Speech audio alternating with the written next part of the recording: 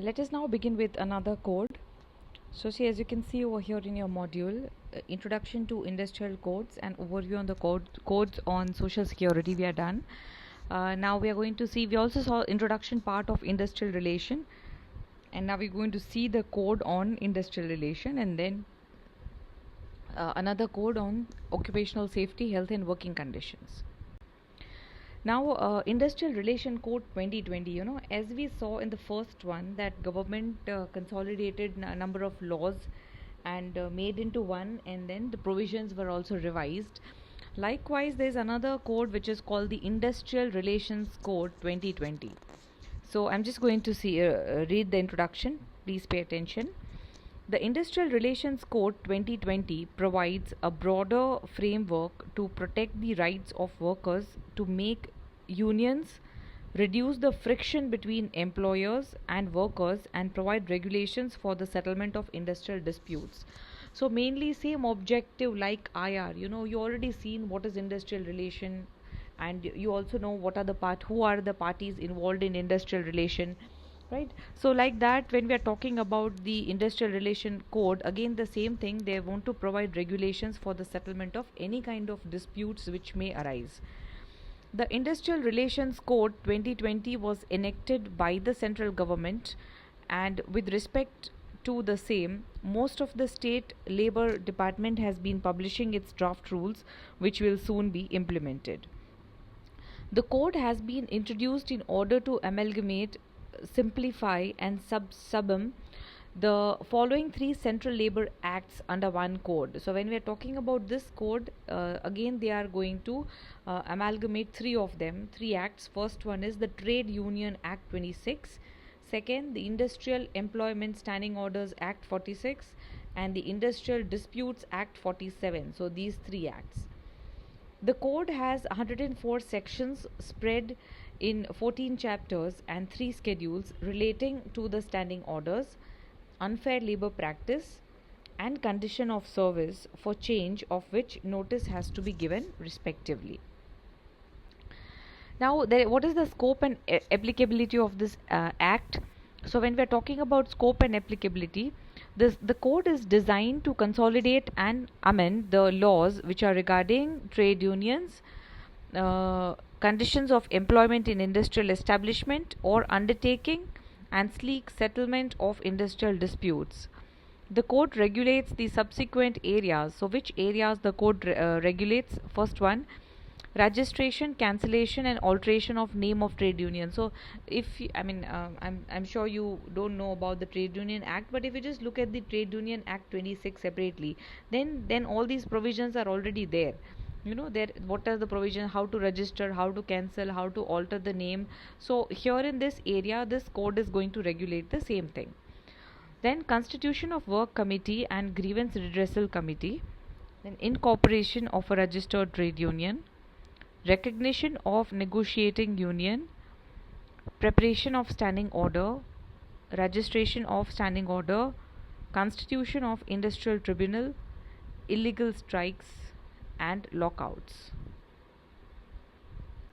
Some more: procedure for retrenchment and re-employment of retrenched worker, compensation to workers in case of transfer of establishment, prohibition of layoff, and closure of an industrial establishment. So these are the objectives. This is the scope of this particular code. It is going to cover all these things again, which is part of the other three codes which have been amalgamated in this particular code.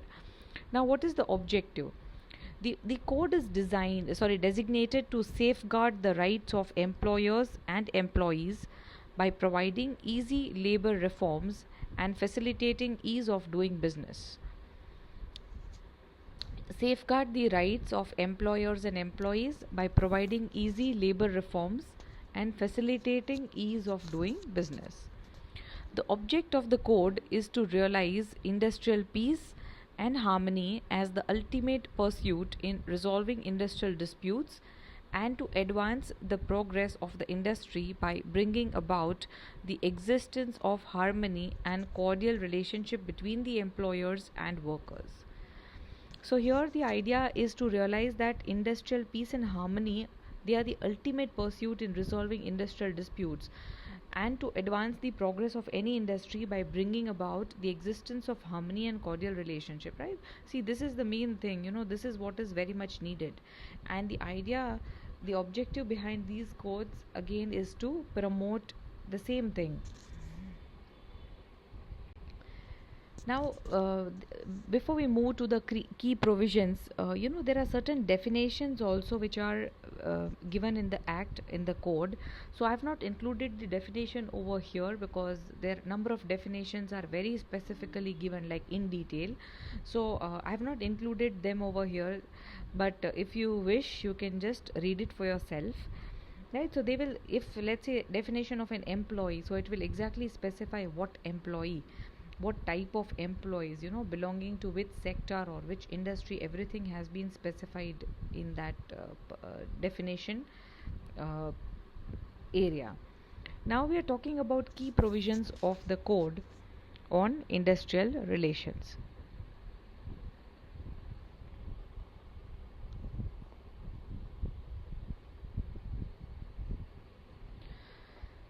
First one, applicability. So the 2019 bill fixed the employee threshold for issuing standing orders at 100, but the 2020 revised bill increased this threshold from 100 to 300. For all the organizations employing a minimum of 300 employees, standing orders should be passed during the following topics. So here we are talking about the minimum of 300 employees. For earlier it was 100, now it has been revised to 300. So what about the orders?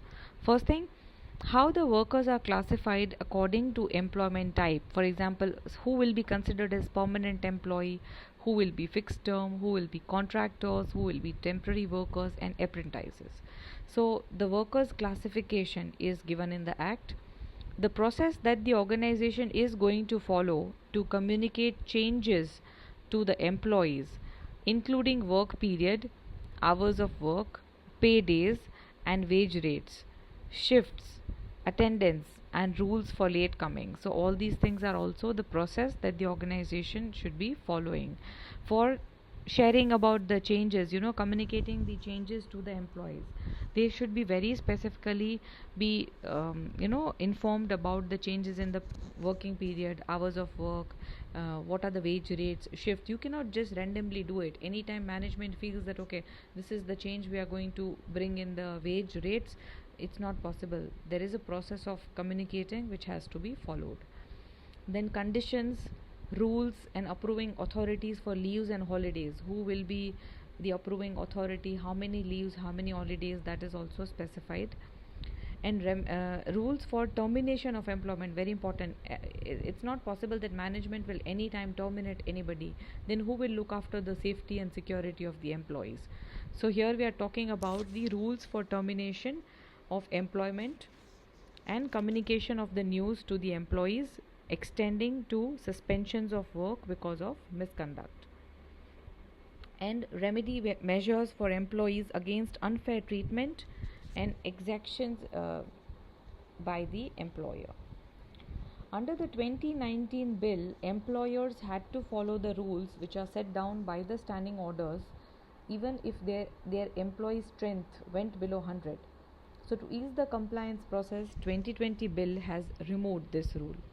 Right? Employers had to follow some rules, which is set down by the standing orders, even if their employer strength went down below. So that's why, now it has been removed, and now the rule is for standing orders will be applicable to the employees to 300, minimum of 300 employees.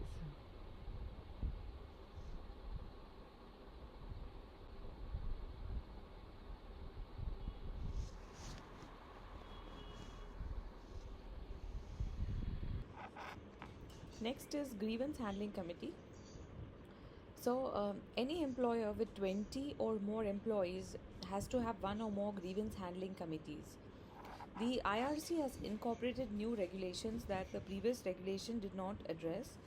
The panel cannot be more than 10 people and should have equal and fair representation from employers, employees and women employees.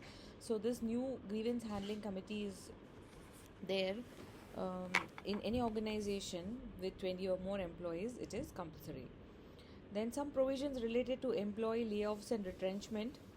So this code defines layoffs as the inability of an employer to continue giving employment due to shortage of resources, materials or power, breakdown of machinery or natural calamities for employees in their payroll. So first thing, they have defined layoff as the inability of an employer to continue giving employment, right? That's why they are doing layoffs. The reasons could be shortage of resources, let's say materials or power, breakdown of machinery or natural calamities, and you cannot do anything. You cannot have employees in their payroll and then you have to lay off. The code defines retrenchment as the employer deciding to terminate the services of the employee for any reasons excluding disciplinary action. So both layoff rules and retrenchment rules do not apply to organizations with fewer than 50 employees. There has to be more than 50 employees for the application of the rules. Next one, the code has also taken a stricter stand on the severance wages for employees laid off or retrenched. I repeat, the code has also taken a stricter stand on the severance wages for employees laid off or retrenched.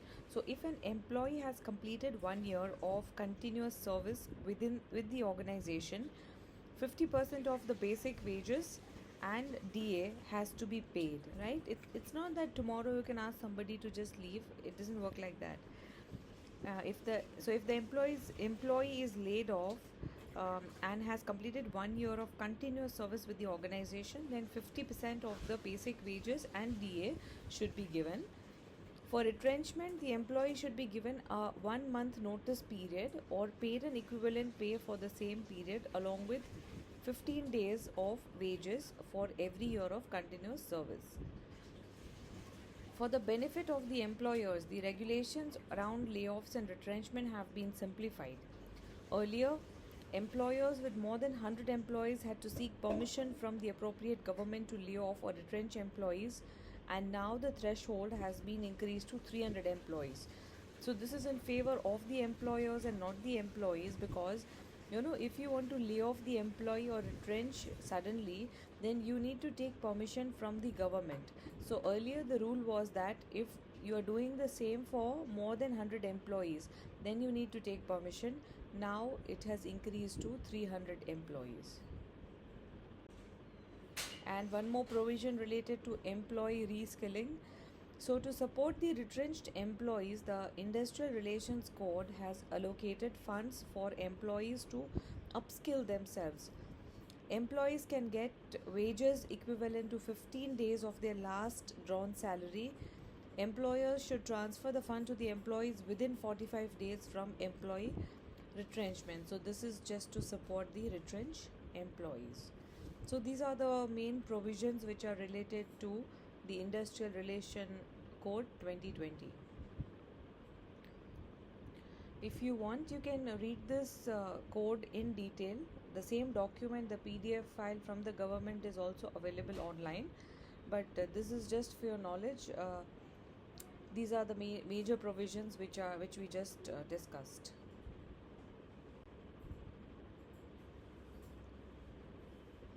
Now, moving ahead, we will be discussing the last code, that is Occupational Safety, Health and Working Conditions Code 2020. I'm reading the first one.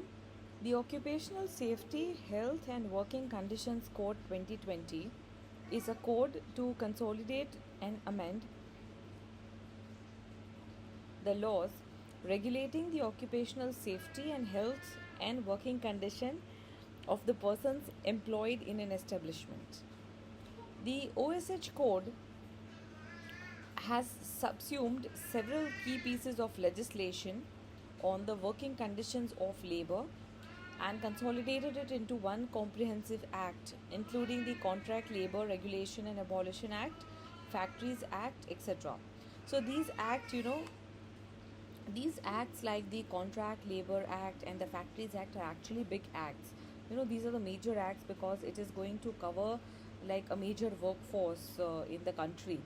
Now all of them has been consolidated into one: occupational safety, health and working conditions. So this is very important.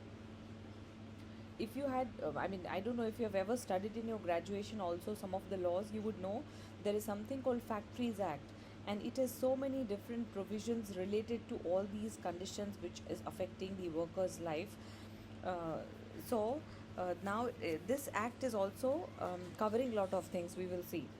Third point, the court consolidates 13 acts regulating health, safety and working conditions. These laws cover factories, mines, dock workers, building and construction workers, plantation labor, contract labor, interstate migration workers, working journalists, motor transport workers, sales promotion employees, and cine workers.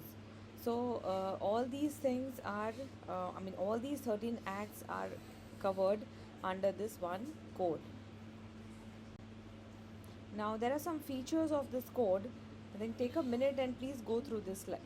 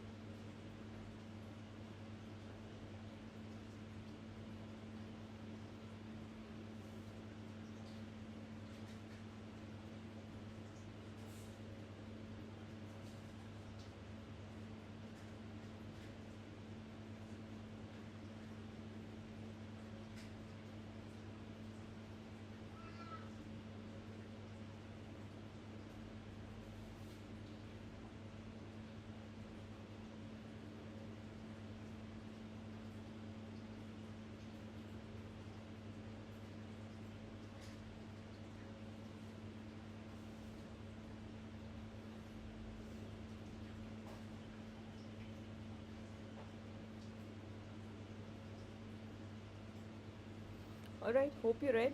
Now let me take you through these points. So the features.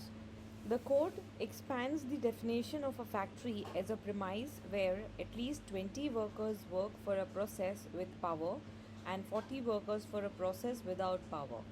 So once again, see, every code, they will specify the definition. The meaning will be very clear, because if I am saying worker, then what do you mean by worker? If I am saying employer, then who is an employee? If I am saying factory, then what is a factory? So earlier Factories Act also had a definition given specifically for factory. Now we are talking about the code. So here also they have defined factory as a premise, which is a factory where at least 20 workers work for a process with power and 40 without power, right? So that is the definition of factory. The code fixes the daily work hour limit to a maximum of 8 hours. Again, maximum of 8 hours as a daily work is fixed.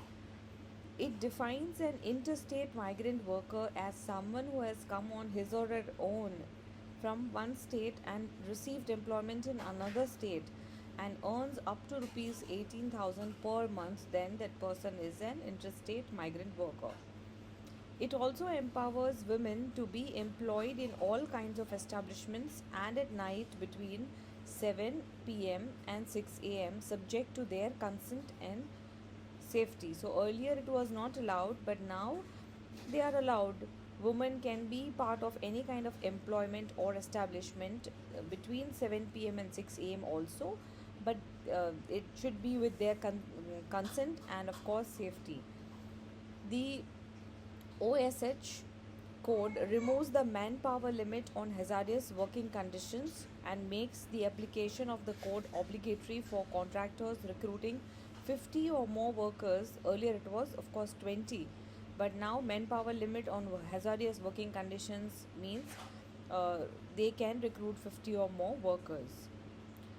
It ensures that no charge is levied on any employee for maintenance of safety and health at the workplace, including the conduct of medical examination and investigation for the purpose of detecting occupational diseases.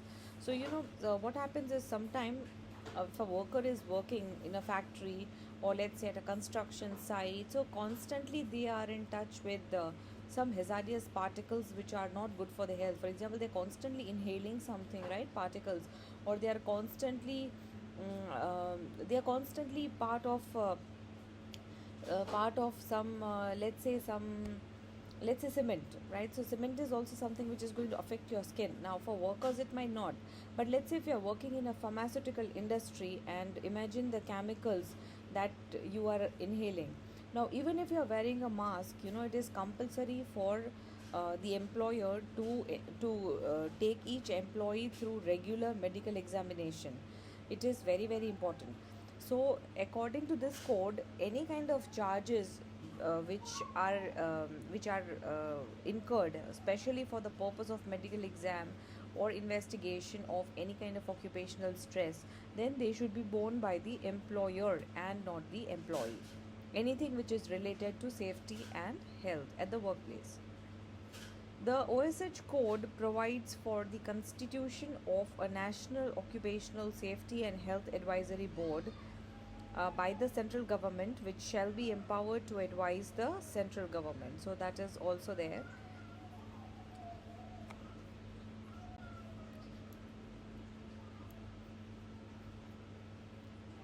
Now the right of employees under OSH 2020. What are the rights? See, every employee has the following rights under this code. So the first one is, it is the right of the employee to ask the employer about the information related to the employee's health and safety, and inquire about the provision for the protection of the employee's safety or health in connection with the work activity in the workplace.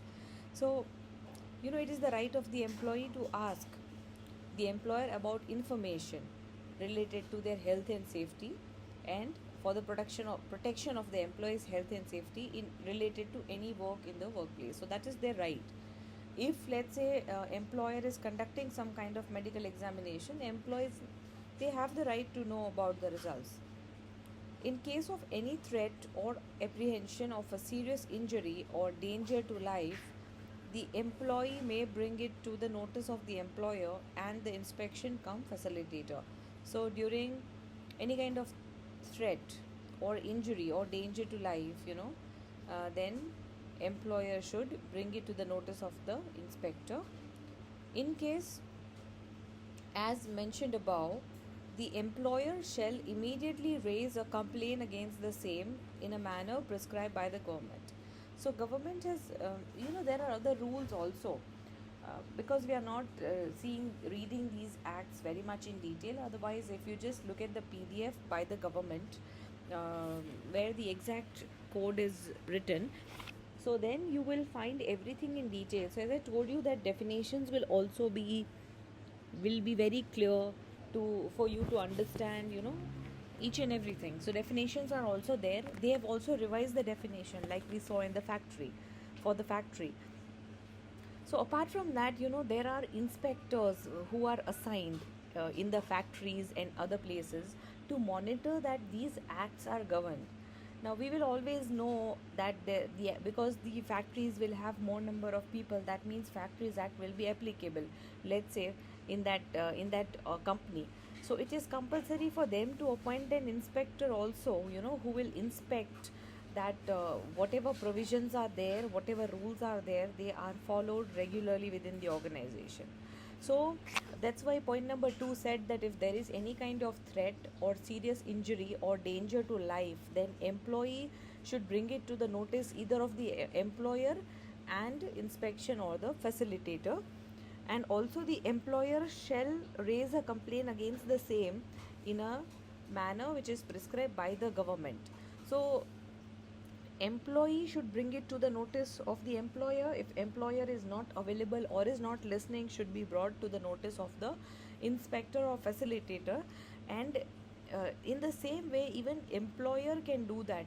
If they feel that something is not right and employees are not cooperative, then they can also do that. They can also raise the complaint against the employees, as well as the inspector, as well as the conditions in the manner which is prescribed by the government.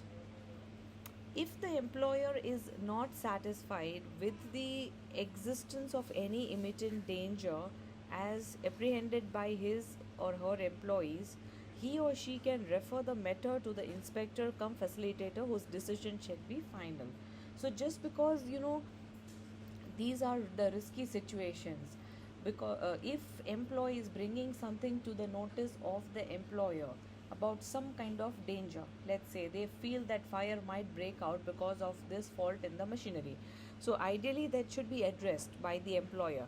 But if suppose it is not addressed by the employer because they feel that there is no fault, but since it has been brought to the notice by the employees, that means the employer need to take some kind of action. So if they are not taking any bigger action because they don't find it faulty, then also it's better that they should refer the matter to the inspector, whose decision will always be final whether any action should be taken or not. So this is about the right of the employees under this act code.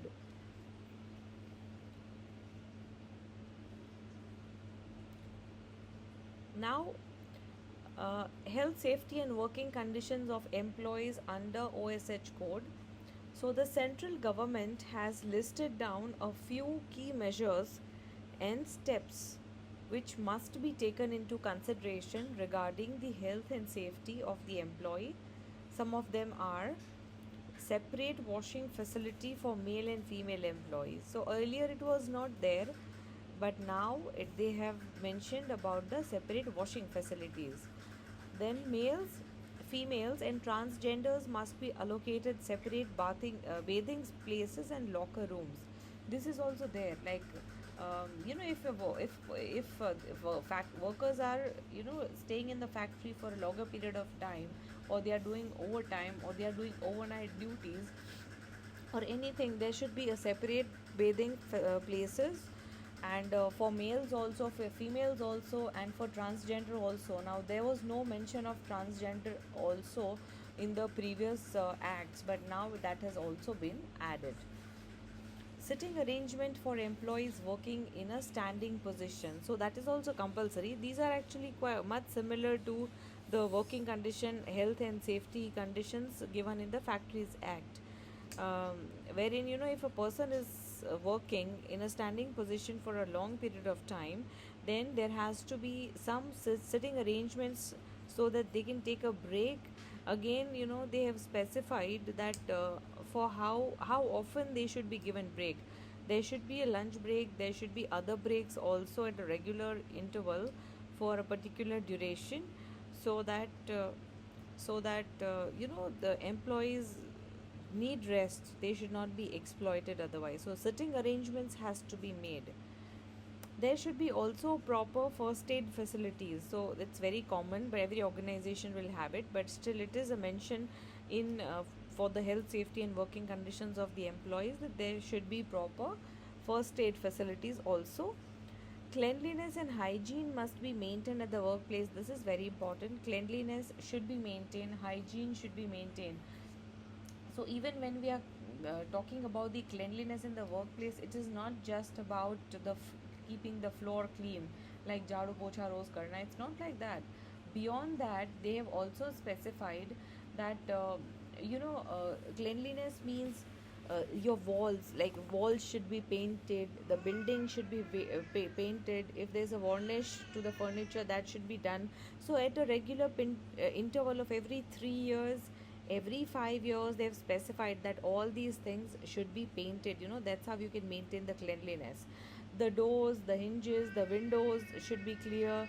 The skyscraper, which is also through which the light comes, that should also be clean, and proper hygiene should also be maintained at the workplace.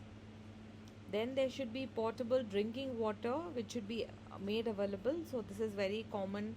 Drinking water should be there.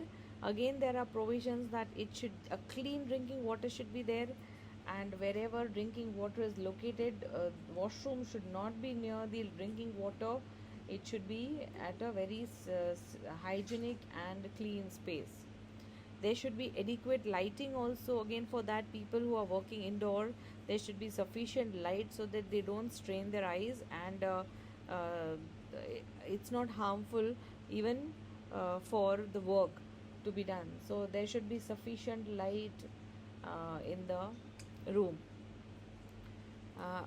Adequate measures to avoid overcrowding. So many times it happens that because of the overcrowding, the place gets overcrowded. So only problem is that because of that, you cannot breathe. There has to be proper ventilation, there has to be sufficient space for the people. Let's say if there is a small room, then they will specify only these many employees, number of employees can work in this room, so everybody get like comfortable space to work. And at least there is some kind of ventilation in the room, so at least people can breathe fresh air. Otherwise, what will happen is, in a small room, let's say if 150 people are working at the same time, then it is very dangerous and very risky, right? So that should not happen. So yeah, these are just some of the measures which are considered under this act, health, safety and working condition. And yeah, if time permits, if you would like, you can just go through this entire act in detail from the PDF. So you will be finding this online. This is by the central government. So this is the overview. I hope you got some idea about these three codes that we have discussed. Okay, so that's it. This is the end of module number 5 for us. That is our syllabus. We still have an hour left, so what we can do is we can discuss some small caselets. You will like that, I'm sure. So let us discuss. Let's see from which chapter we can discuss. So we can discuss small caselets.